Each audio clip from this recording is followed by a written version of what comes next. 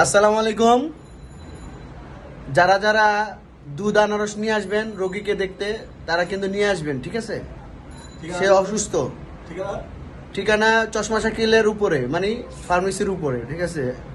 এবার তার pressure low হয়ে গেছে, সে ঘুরে পড়ে গেছে আমার দোকানের সামনে। আমি মানবতার দৃষ্টিতে অনেক প্রাণীকেই তো মানে আমরা দেখি মানে পড়ে থাকে রাস্তাঘাটে। আমি প্রাণী, মানুষ, জীব জন্তু এগুলোকে সবাই নিয়ে আসছি। তা আমি আর জুয়েল ধরে আমরা নিয়ে আসছি। জুয়েল, ও কিভাবে পড়েছিল?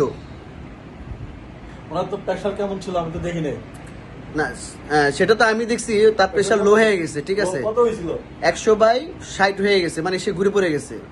কারণ সে সবজি খাইয়ে না, তার সকালবেলা বলছে, ডক্টর বলছে সবজি খাইতে।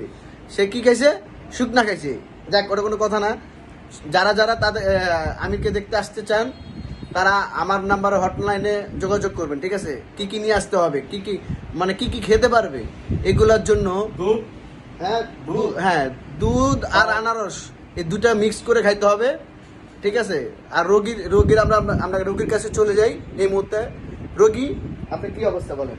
একটু আগের থেকে পরিবর্তন কি? ভালো না, সত্যি হ্যাঁ, তার কথা সবাই শুনতে পারছেন। সে শক্তি পাচ্ছে না কেন? কারণ তার দুধ আনারস খেতে হবে, ঠিক আছে?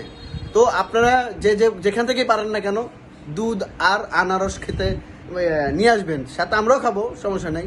অনেকে বলে দুধ আনারস খাইলে বলে মারা যায়। আমরা তারা আজকে প্রমাণ দেখাই দিব।